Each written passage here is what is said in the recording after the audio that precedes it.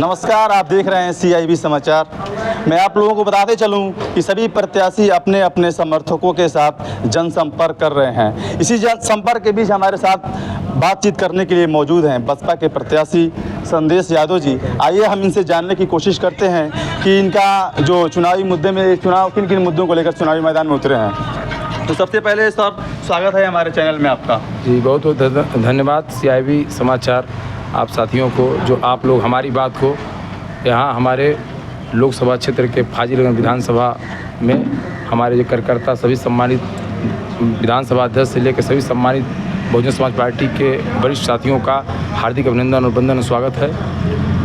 ये चुनाव जो लोकसभा का हो रहा है, यह बहुत ही अहम चुनाव है। साथियों, आप लोगों को एक बात बता देना है, मैं एक सामान्य कार्यकर्ता हूँ और बहन जी ने मुझे आशीर्वाद देके और लोकसभा देवरिया से प्रत्याशी घोषित किया है, यहाँ आशीर्वाद देके भेजा है और मुझे विश्वास है एक लहर चल चुकी है, युवाओं का साथ मजबूती से मिल रहा है, एक किसानों का मिल रहा है, हर समाज का हर वर्ग का साथ मिल रहा है और निश्चित ही यहाँ की जनता हमको चुनाव जिताएगी और देश की सबसे बड़ी पंचायत में भेजेगी। आप अगर सांसद बन जाते हैं तो सबसे पहले आपकी प्राथमिकता किन किन कार्यों पे होगी?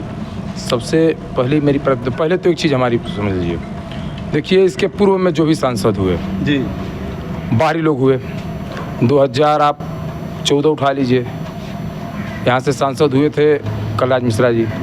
2019 में रमापति राम त्रिपाठी भारतीय जनता पार्टी से सांसद हुए थे। सांसद होने के बाद ये लोग कभी भी देवरिया मुख्यालय है, देवरिया लोकसभा क्षेत्र है, देवरिया में ये लोग नहीं दिखाई देते थे, तो फाजिलनगर तो बहुत दूर की बात है।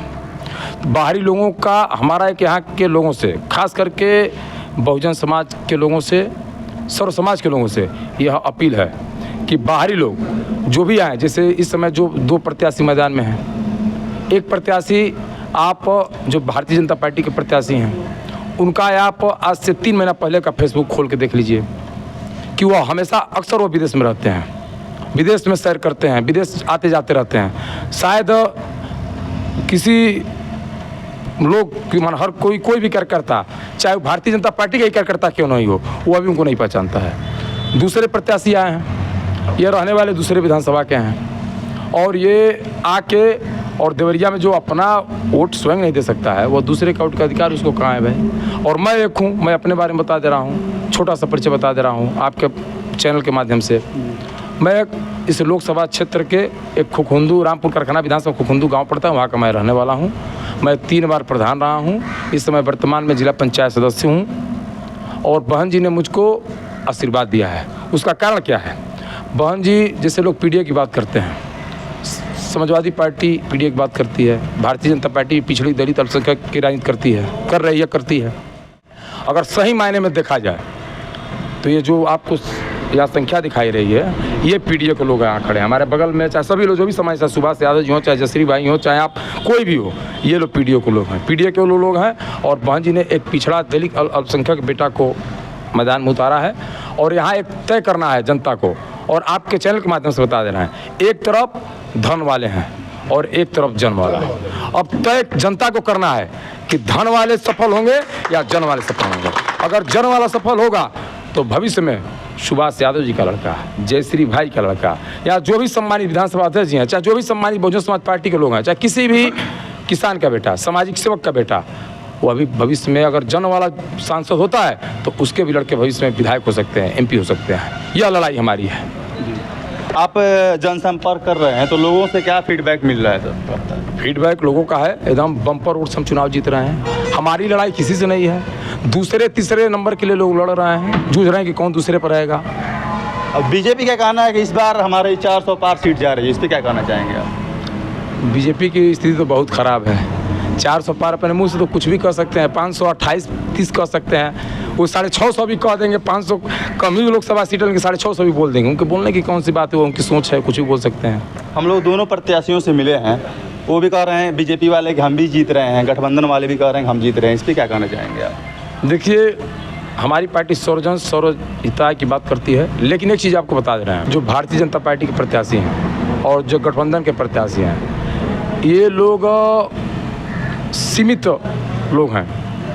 सीमित हमारे कहने का मतलब यह है कि यही हमेशा सांसद रहेंगे, इसके पहले भी यही रहे हैं। एक के पिछड़े का बेटा नहीं हो सकता है सांसद, पिछड़े का बेटा भी तो हो सकता है। पिछड़े का बेटा में क्या क्यों नहीं हो सकता है? अगर हम ये लोगों की यह इच्छा है, ये लोग नहीं चाहते हैं कि हम हों, तो जनता हमारे पिछड़े वर्ग, अल्पसंख्यक, दलित, सर्व समाज की जनता हमारे साथ है। और हमको विश्वास है कि अब 1 जून को जब वोट पड़ेगा और 4 जून को जब परिणाम आएगा तो लाखों वोट से मैं चुनाव जीतूंगा। यह मुझे विश्वास है, यहाँ की जनता पर विश्वास है।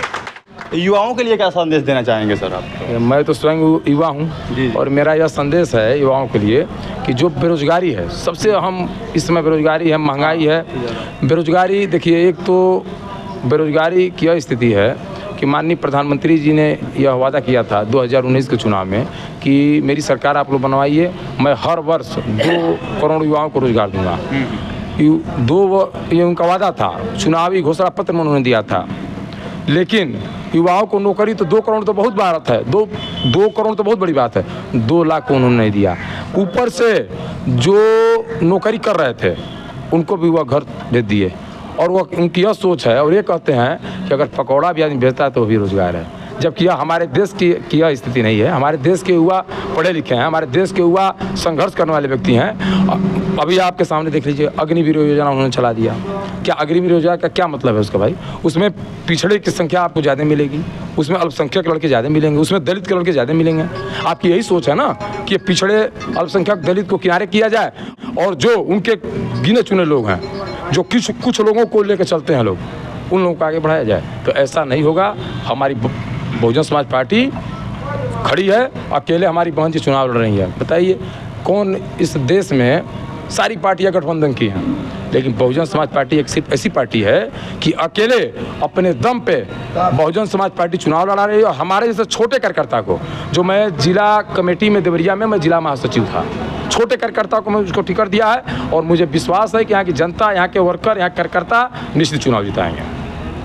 धन्यवाद।